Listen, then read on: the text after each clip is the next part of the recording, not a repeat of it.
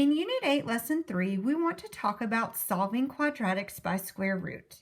We've previously learned how to solve a quadratic by factoring. Today we want to talk about how to solve it using the square root method. Before we can talk about solving a quadratic by square roots, we first need to have a conversation about how to simplify a radical. The symbol that you see right here that you normally refer to as a square root symbol is called a radical. Right, so the name of the symbol is a radical. The expression underneath the symbol, so the 144 here or the 196 here, that expression underneath is called a radicand. Right? If the number that is underneath our radical, or if our radicand is a perfect square, then we should just simply be able to take the square root of the number. Right? So when simplifying, if you know the square root because the radicand is a perfect square, just go ahead and take it. So for example, number 1, the square root of 144, the number 144 is a perfect square. So the square root of 144 is easy to find. The square root of 144 is simply 12. Right? We know that 12 squared makes 144. So the square root of 144 is 12. In number 2, the number 196 is a perfect square. So we can simply take the square root of 196, which is 14, and then we just need to make sure we include the negative sign that we see in front of the radical. In number 3, the fraction 1 over 121 is a perfect square because the number 1 is a perfect square and the number 121 is a perfect square. Again, if your radicand is a perfect square, simply take the square root of any number inside. The square root of 1 is 1, the square root of 121 is 11, and again, we need to include the negative sign that is written out front. In question number 5, we had 5 times the square root of 16. The number 16 in the radicand is a perfect square. So we are simply going to take the square root of 16, which is 4. This is now going to give me 5 times the number 4, since it was 5 times the square root of 16, and we've reduced the square root of 16 to 4. And 5 times 4 gives us a final answer here of 20. Thinking about number 6, we see that the number underneath the radical is 25. 25 is a perfect square, so we can simply take the square root of 25, which is 5. So this was 10 times the square root of 25. This is now going to become 10 times 5, which is 50. When we get to number 7, what we notice is that the square root of 72, the number 72 is not a perfect square. If we're simplifying and the number under the radical is not a perfect square, simplify by removing any perfect square factors from the radicand or from the number underneath. So we know the number 72 is not a perfect square. In order to simplify this, we need to remove any perfect square factors from 72. One easy way to do this is to break 72 down into its prime factorization. What that means is we want to take the number 72 and we want to rewrite it as prime numbers. The smallest prime number that we know is 2. I can multiply 2 by 36 and make 72.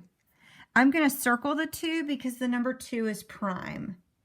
I am not going to circle 36 because 36 is not prime. And so what I need to do is to continue to break down the number 36.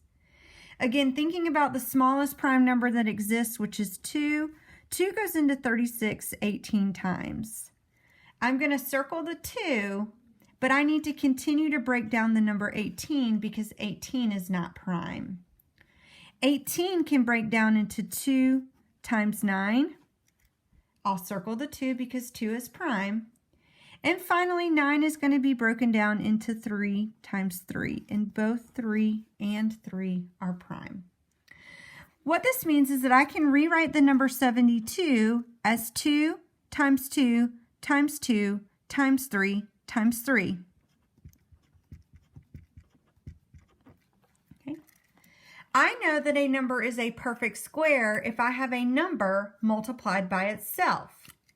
Right here, I have a 2 multiplied by itself. Right here, I have a 3 multiplied by a 3, right? So 2 times 2 makes the perfect square 4. 3 times 3 makes the perfect square 9.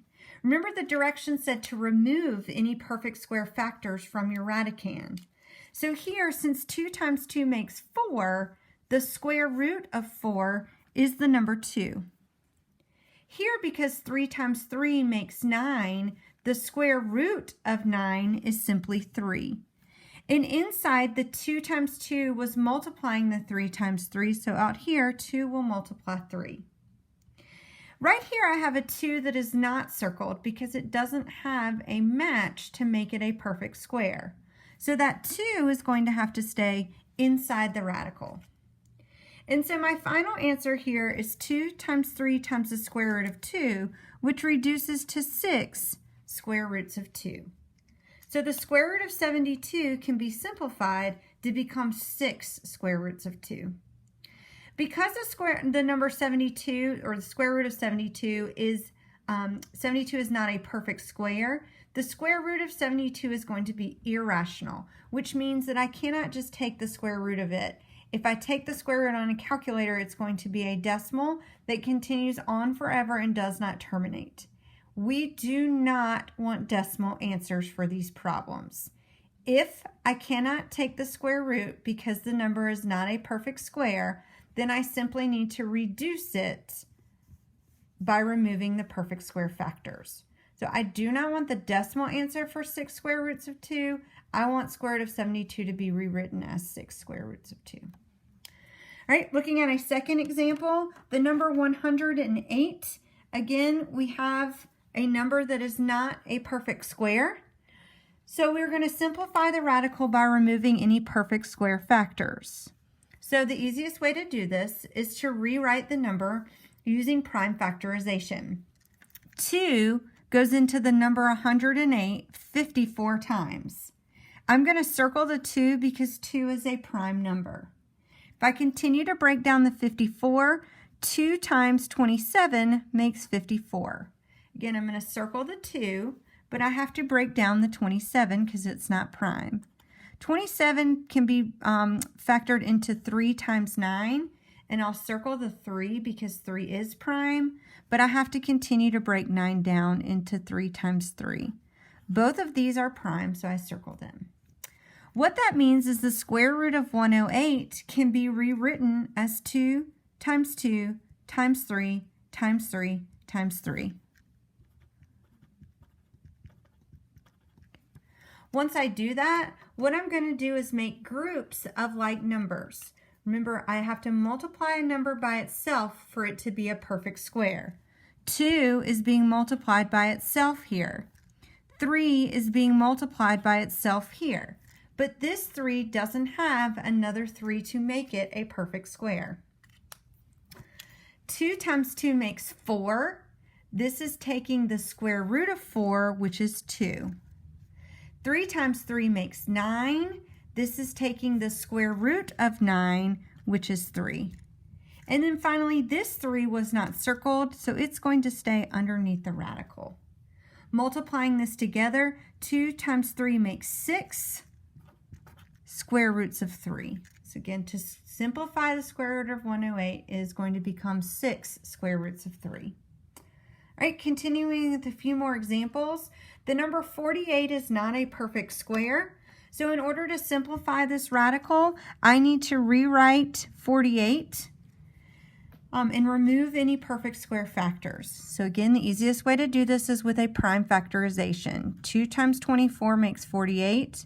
2 times 12 makes 24. 2 times 6 makes 12. And 2 times 3 makes 6. So we can rewrite the square root of 48 as 2 times 2 times 2 times 2 times 3. Okay. Then we need to make pairs of numbers. So I have a pair of 2's here and a pair of 2's here, and I have nothing to go with that 3. 2 times 2 makes 4, but it's underneath a square root, so the square root of 4 is 2. 2 times 2 makes 4. The square root of 4 here is 2. And then this 3 doesn't have a partner, so it's going to stay inside. Finishing this off, 2 times 2 makes 4 square roots of 3. Okay. Let me do 2 more with you, and then I'm going to let you do 12 and 13 on your own. All right, if I want to find the square root of 162, 162 is not a perfect square, so I need to break this down into its prime factors. 162 breaks down into 2 times 81, and 81 breaks down into 9 times 9, and each of those 9s is going to break down to a 3 times 3.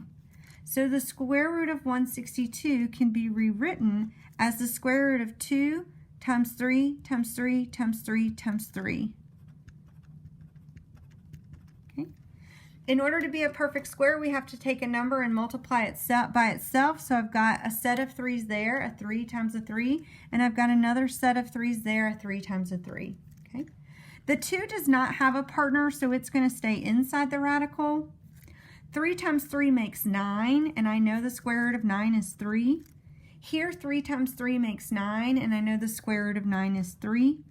And so we end up with 3 times the square root of 2, or 9 square roots of 2. Okay. One more. Again, the number 12 is not a perfect square, so we're going to take 12 and break it down into its prime factorization so that we can remove any perfect squares from this radicand. 12 can be broken down into 2 times 6, and that can be broken down into 2 times 3. So the square root of 12 can be rewritten as 2 times 2 times 3. Okay. I have a pair of 2's here. 2 times 2 makes 4, but it's underneath a radical, and I do know the square root of 4. The square root of 4 is 2. The 3 does not have a buddy, so the 3 is going to stay inside. You try 12 and 13. On number 12, your answer should have been 2 square roots of 2. And on number 13, your solution should have been 5 square roots of 2. Now that we know how to simplify radicals, now we can solve a quadratic by square root. Right? So looking at our second page of our notes,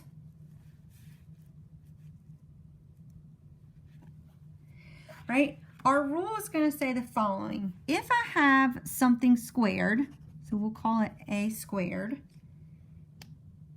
then I can take the square root of a squared, and I will get just a. Right? All positive real numbers actually have 2 square roots. Right? So I know when we're used to thinking of the square root of 81, we're used to saying that that is just 9. But when we solve a quadratic, we actually have to have 2 solutions because the degree of a quadratic is 2. And so when we take the square root, we're actually going to need to take get 2 solutions. So when we take the square root of a real number, we need 2 answers there. One of those answers is called the positive square root. This is also known as the principal square root. Okay, that's the one you're most used to writing, right? Square root of 81 is 9. So the positive square root, 9, is the principal square root there. But radicals also have a negative square root because 81 can be found by doing 9 times 9, but I could also get 81 if I do negative 9 times negative 9. Right? So there's also a negative square root to every problem. And we show both square roots by using the plus or minus symbol. Right? So example, plus or minus 9 is our solution, meaning 9 and negative 9 are both solutions. When I see plus or minus 3, that means that positive 3 and negative 3 are solutions. Plus or minus 1/2 means that positive 1/2 and negative 1/2 are solutions. And finally, plus or minus 2 square roots of 5 means that positive 2 square roots of 5 and negative 2 square roots of 5 are both solutions. Okay, so moving on to solving by square root, we've got 6 examples here. The first thing we need to do whenever we solve is to isolate the variable. So to solve, simply isolate the variable, and then we're going to remove the square by taking the square root. In this case, my variable is isolated. X squared is the only thing on this side of the equal sign. Right? So now that I've got the variable isolated, I am going to come through and I am going to square root both sides because I can undo a square by taking the square root. Okay? The square root of x squared is just x. But remember that we need 2 solutions here because of that exponent of 2. And so when we take the square root of 81, we need to make sure to include both the positive principal square root, but also the negative square root. So when we take the square root of 81, it's no longer going to be 9. It is now going to be plus or minus 9, which means that we do in fact have 2 solutions for this problem. One of the solutions is positive 9, and the other solution is negative 9.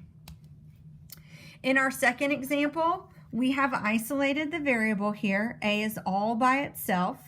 So we are ready to square root. I can undo the square by taking the square root of both sides.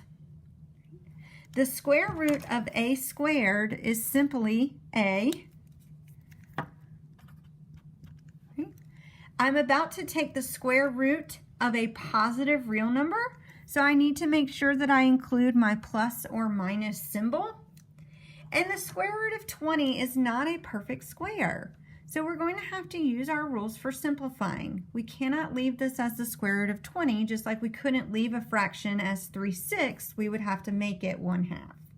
So out to the side of our paper, we're going to write down our 20, and we're going to do our prime factorization. So 2 times 10 and 2 times 5. So the square root of 20 is really 2 times 2 times 5.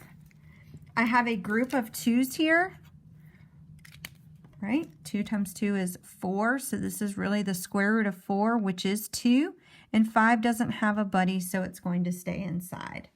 So the square root of 20 can be rewritten as 2 square roots of 5. And we do, in fact, have 2 solutions here. One value that a could be is positive 2 square roots of 5. The other value a can be is negative 2 square roots of 5. All right, on example number 3, we see that we have not isolated our variable. So our first step is to come through and get that n squared by itself. Right now this is 2 times n squared. So we're going to undo that by dividing both sides by 2. Those 2's canceled, and we are now left with n squared is equal to 40. Now that our variable is isolated, we can come through and undo the square by taking the square root. So the opposite of squaring something is square rooting it. Right? On the left-hand side of our equal sign, the square root of n squared is simply n. On the right-hand side, we're taking the square root of a positive real number, so we need to make sure we include the plus or minus symbol. And then the square root of 40 is not a perfect square, so we are going to have to simplify that. So out to the side of our paper, we write down our 40. That is equal to 2 times 20, which reduces to 2 times 10, which reduces to 2 times 5. So the square root of 40 is 2 times 2 times 2 times 5. We have a pair of 2's here, right? But I don't have any other pairs of numbers. Right? So 2 times 2 makes 4. The square root of 4 is 2. These 2 guys are not circled, so they're going to stay inside as 2 times 5. So this becomes 2 square roots of 10. Okay? And we do, in fact, have 2 solutions here. We have a positive 2 square roots of 10 as a solution, but we also have a negative 2 square roots of 10 as a solution. All right, last couple. On number 4, we can see that our variable is not isolated. Y squared has a minus 64 with it. To undo that, we're going to add 64 on both sides. So we get that y squared is equal to 64. All right. At this point, our variable is isolated. So we can undo the square by taking the square root. The square root of y squared is simply y. We are taking the square root of a real number, so the very first thing we're going to do is write down our plus or minus. And then since 64 is a perfect square, we're just going to take the square root and we get 8. This means that there are two solutions to this problem. Both positive 8 and negative 8 are solutions. On number 5, again, our variable is not isolated. It's being multiplied by 2 and subtracted by 3. All right, so we have to isolate the x squared first. So just like if we were going to solve the equation 2x minus 3 is equal to 15, we would first add the 3 to both sides, and then we would divide by 2. And this would give us x is 9. The only difference in this is that our 2x is 2x squared, but we're going to use the same steps. Right? So first step is going to be to add the 3 over. So 2x squared is equal to 18. Then we're going to go back and divide by the 2. So x squared is equal to 9. Right? At this point, we have isolated the variable. We come through and undo the square by square rooting. The square root of x squared is simply x. We are taking the square root of a positive real number, so we're going to include the plus or minus symbol. And because 9 is a perfect square, we're just simply going to take the square root, which is 3. So the two solutions here are 3 and negative 3. All right, go ahead and pause the video, answer question 6, and then unpause to check. So on 6, we need to isolate our x squared term. We're going to subtract 6 on both sides. So 5x squared is equal to 100. Next, we need to divide both sides by 5. We find that x squared is equal to 20. Now that the variable is isolated, we're going to come through and undo the square by square rooting both sides. The square root of x squared is simply x. I'm taking the square root of a positive real number, so I'm going to write down the plus or minus. But 20 is not a perfect square, so I'm going to bring that out to the side of my paper and simplify. So 20 is 2 times 10 and 2 times 5. So the square root of 2 times 2 times 5. Okay, I've got a group of 2's here, and so this becomes 2 square roots of 5.